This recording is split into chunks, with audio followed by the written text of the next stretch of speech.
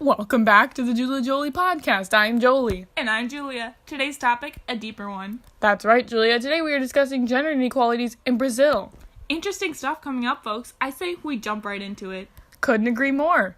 According to the Huffington Post, the wage gap between women and men in Latin America as a whole is alarming. The Gender Equality and Diversity Branch, GED, part of the Conditions of Work and Equality Department of the International Labor Office, says the development is compromised by gender inequalities that are a direct consequence of traditional views on the place and role that women should occupy in society. Views based on prejudice, discrimination, and disregard for the progress that the region has made and its effects on societies. Societies must be set out to become more inclusive and egalitarian in order to overcome. Very true. It's been found that women in the Latin America region dedicate a greater share of time than men to unpaid activities that are characteristic of transitional roles, 86% in Guatemala, 81% in Costa Rica, 74% in Mexico and Uruguay, according to a World Bank report on gender. 54% of all women across the region were in jobs of an informal, underpaid sector, compared to only 48% of all men. I mean, geez, women are still stuck in jobs that do not pay a wage, meaning that work is more informal and unprotected, especially when women are family workers. Reading here back at Huffington Post, in Latin America and the Caribbean, women's experiences and prospects differ greatly based on their ethnicity, their age and where they live, their citizenship status, and whether or not they have children, which I assume is not the case for men when they try to find work. I think so too. Women have always been looked into a ton about their personal lives when looking for jobs, but in the last decade there has been a mass incorporation of women into the formal workforce in Latin America and the Caribbean, with more than 100 million women now working. It has been one of the most dramatic social changes in the region, which is absolutely amazing, but Latin America women still face wage discrimination in all sectors of employment, and that must be worked on. Definitely. Now, more specific on Brazil, since that's a podcast, do you know of Maria da Penha Maia Fernandes? I don't think I do. Why? Well, da Penha, a resident of Brazil, survived 2 attempted murders at the hands of her then-husband. The first attempt being when she was asleep and her husband shot her in the back 2 times. This left her permanently paralyzed from the waist down. The second attempt being just after her return from the hospital, when her husband tried to electrocute her. Crazy, but she is alive to tell the story, and her case actually sparked a series of legal battles and social movements in the fight to prevent violence against women. That's unbelievable. So happy to hear it push for some change to happen. She was very lucky, but coming from the Wilson Center, gender violence in Brazil is at a record high, despite widespread activism and significant legislative process on handling crimes against women.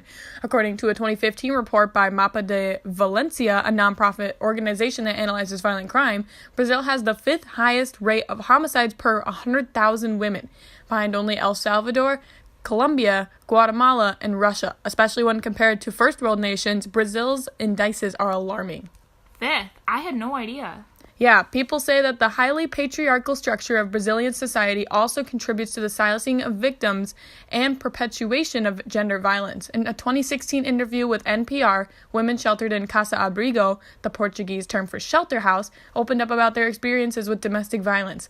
They described a Brazilian society in which domestic violence is normalized, in which women are taught to be submissive, but in which having a man, even a bad one, is better than no man at all. Crazy. The situation in Brazil shows that laws alone are not deterrents for crimes against women. In order for the legal system to protect women in Brazil and worldwide, it is also necessary to change the views of gender roles, something still perpetuated even at the highest levels of the Brazilian government. When President Temer took office in May 2016, he appointed an all-male cabinet and eliminated the ministries of women, racial equality, and human rights. Recently, President Temer took measures to remedy the situation, including appointing 2 women to his cabinet and reinstating the ministries, albeit under different names. Yet, Brazil lags behind many countries in terms of gender equality. But there are some positives happening in Brazil in terms of the road to gender equality. Do tell. Forbes shows us that the proportion of women who publish scientific articles, which is considered the principal form of career evaluation for academics, rose 11% in Brazil over the past 20 years. Today, Brazilian women publish nearly half of the country's scientific scholarly articles, approaching gender parity in one of the fields that has historically left women behind. Oh, I also saw that. I read something about how Brazil and Portugal ranked highest in the percentage of female authors of scientific scholarly articles, with 49% of scientific scholarly articles in 2 countries now written by women. Incredible.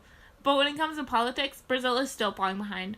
With Brazil's 513 congressional representatives, only 53 are women. placing Brazil at number 115 in a global ranking of female political representation. Wow. Yeah, so despite Brazilian women's successes in publishing scientific articles, which is indeed awesome, unequal pay remains a persistent issue in Brazil. In 2013, the World Bank found that in Brazil, a woman's hour of work is still worth a fourth less than that of a man. Brazil seems to have taken some steps forward, but still has a long way to go. That's what it seems. Forbes ended their article with a quote from Folha de Sal, a Brazilian newspaper by Tamara Nias, president of Brazil's National Association of Postgraduates, saying, "The results of this study shows that, even coming from unequal conditions, a woman can develop research that is just as good as that of a man." Amen, sister. Well, good for Brazilian women trying their best to change the state of gender equality in their country for the better. Very good stuff. Super interesting to see, don't you think? Yeah, it's inspiring. Well, we thank you for listening in to the Julie Jolie podcast this week. And hopefully next week we will touch on some lighter subjects. Though this was very informal, I learned a lot. Me too. Maybe we can catch you next week. I'm Jolie. And I'm Julia. Thanks for listening.